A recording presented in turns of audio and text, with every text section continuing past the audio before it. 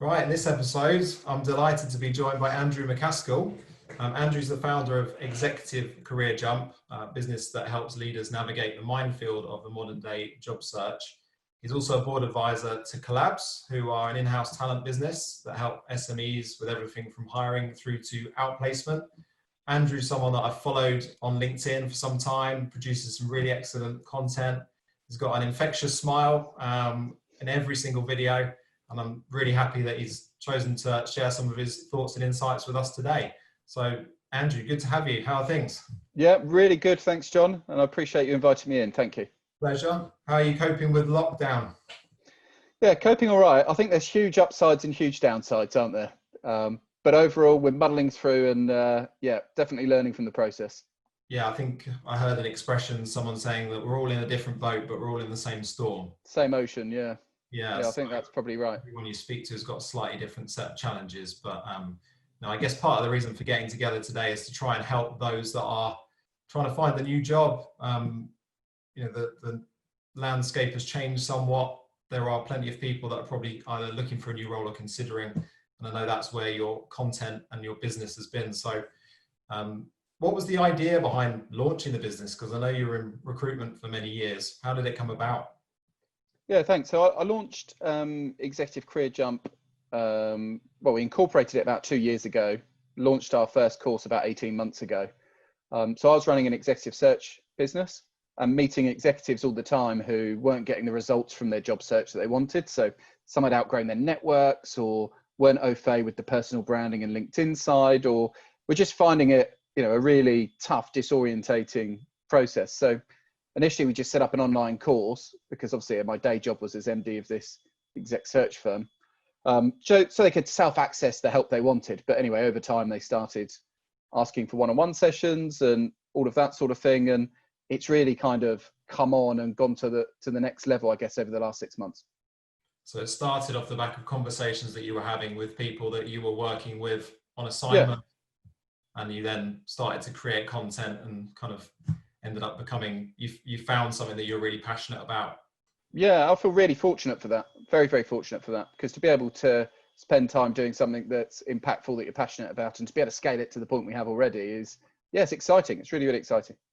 100%. Like 13 years myself in recruitment, and one of the best feelings is when you match someone up to a business that they probably haven't heard of, or one that they were a little bit skeptical about to start with. You speak to them 6 months later, take you out for lunch, and like they Say just thanks. for the help. It's like, it's more than just about the money. 100% for most recruiters I know that have done it for any amount of time. Well, the ones who don't have the value alignment don't last, and this is where recruitment gets an unfair reputation. Is we're quite often judged on the ones who are failing and who bounce in and out of the industry quite quickly. But anyone like you who's been in a space for over a decade gets found out pretty quickly if they're not in it for the right reasons, right? Well, yeah, you'd have to keep moving around, I think. So Well, some do, don't they? There's a few of those. that's a topic for another day. Yeah, I think Recruitment so. reputation, but we should definitely cover that one. What are your views on the senior level job market right now? Obviously, it's crazy. It's incredibly challenging in many ways. The big challenges as I see them, one, obviously a lot of people have put their hiring on hold whilst they work out what comes next and whilst they're working out what their pivot is and how they're going to adapt to everything that's going on. So there's a reduced amount of demand, which is causing an issue. And also 90% of the permanent recruiters are on furlough as we speak on the recording of this episode. So a lot of them have lost that important channel to market as well. So it's incredibly tricky. On the positive side, I think there's a lot of pain in the market for clients, for organizations. And where we've had a lot of success is helping candidates be a solution to that pain. So some of them are kind of unbundling their services or out there offering consulting to solve some of this short-term pain. So I think there's a lot of pain, which represents opportunity. And there's also less applications than ever before going into job adverts.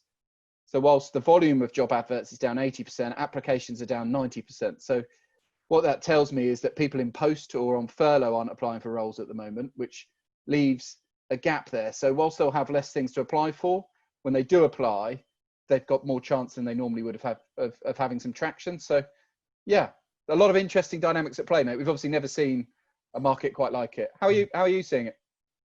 A bit of a mix, really.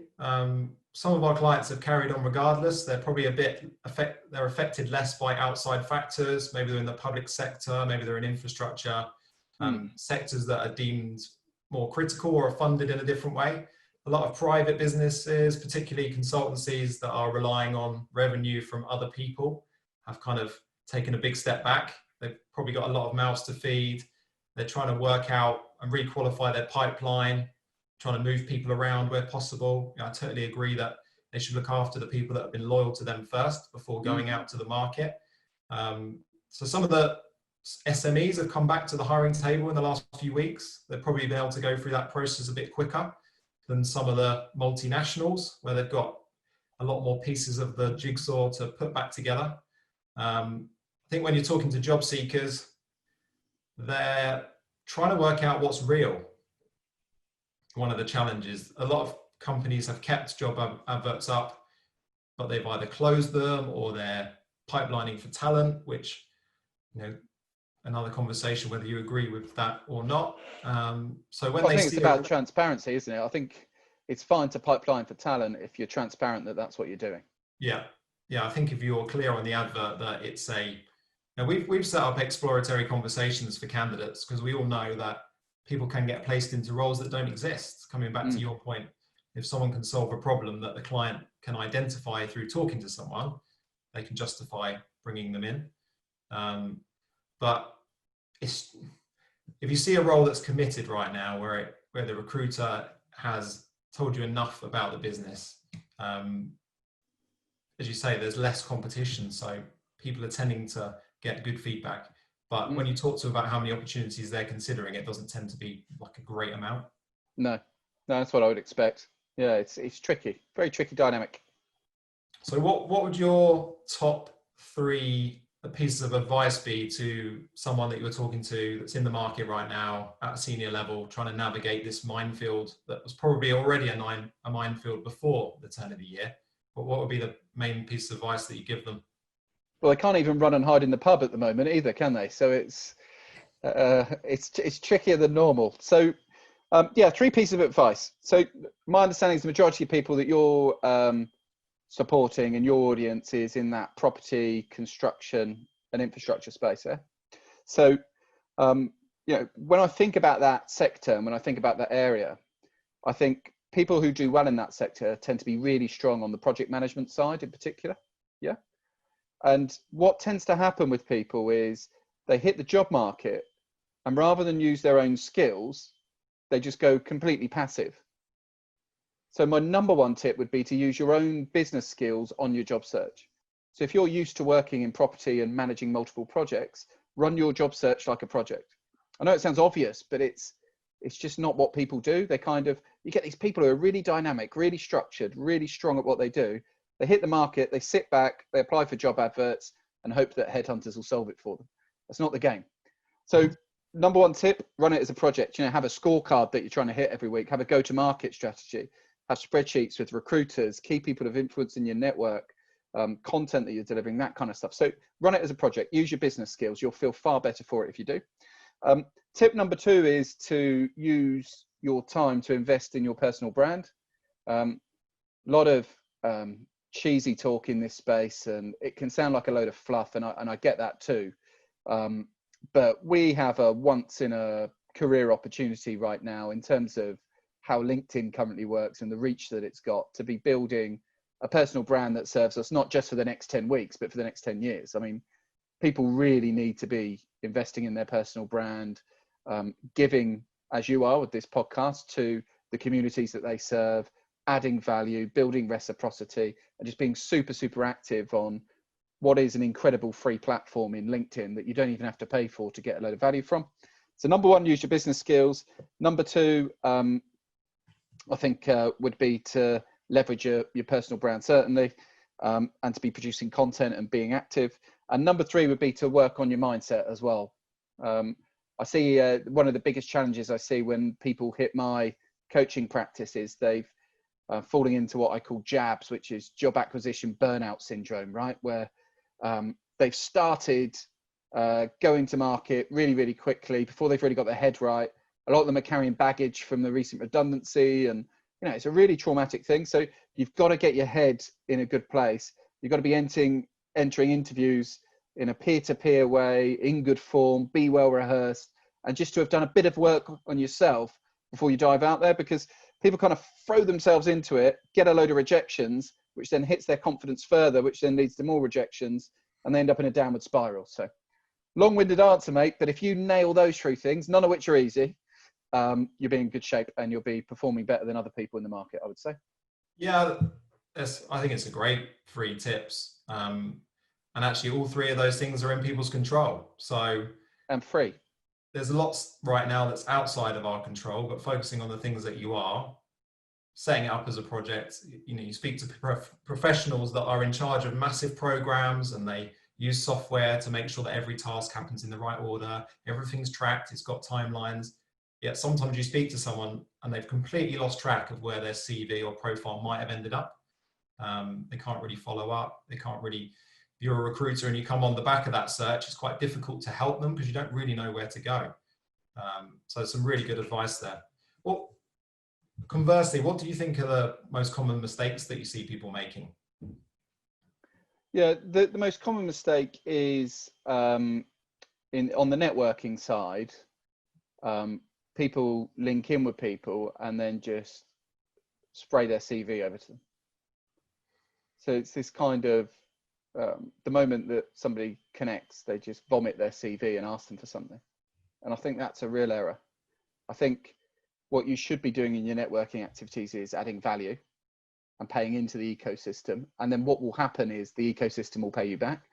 I think this whole idea of hitting somebody up and then asking for something is not effective networking. That's extracting, whereas the essence of good networking is through what you give, right? So that's definitely one of the big bugbears and errors I have. I don't know how many CVs you get sent daily, but I get hit up by loads, and I've got two employees, so I'm not going to be hiring loads of people anytime soon. But for whatever reason, you seem to connect with people and they just throw their CV at you straight away. Well, I think if you're in any conversation, you say you're a recruiter, normally goes on to, oh, someone I know is looking for a role, can you help them? Yeah, I'd absolutely love to. Human nature, like if you're a certain type of person, you always try and help people. But the fairest thing sometimes is to give them some advice and move them in a different direction if they're not in your niche. I think, like you said, it's like any relationship. It's a bit like a bank account. As long as you've made deposits, you can then take a withdrawal without going overdrawn. One of the books behind me actually is Jab, Jab, Jab, Right Hook by Gary Vee. One of his first books. Yeah, all about that when it comes to marketing, when it comes to business development. Give, and then ask, rather than going straight in. Bang on. Can you help me? I think that's a challenge. The other challenge is just relying. So the conversion rate from job applications via adverts to interviews about 1 to 3%. So I think we need to be more proactive than that. If it's being advertised by a headhunter, find a way of getting introduced to that headhunter. If it's being advertised by a client, find a way to get introduced to that client. Like, just find a way to not get lost in amongst the hundreds of applications. Yeah, and that probably goes on to my next question, really, as what are the main opportunities that you see for people to differentiate themselves in what is going to become more competitive field than it's ever been before? Personal brand, certainly. Proactivity, certainly. And just doing something that's a bit of a pattern interrupt. So rather than sitting behind those adverts, doing something interesting. So I've got one client who has sent video messages via LinkedIn to individuals to introduce himself and his background, which I like. Got another client who's running their own webinar series and is using that as an opportunity to engage with his market. Very cool. I think taking on mentees is a really good thing, because you're giving, but also it keeps you sharp and it keeps you in front of mind with people. There's a whole bunch of things you can do to differentiate, over and above applying to job adverts and phoning up recruiters every 5 minutes saying any update your end, which is dull for all involved. Yeah, I think just firing it off into cyberspace can be quite frustrating for all parties. I always encourage someone to try and use the tools available to them. So is there anyone in your network that works for that business that you can ask for their help?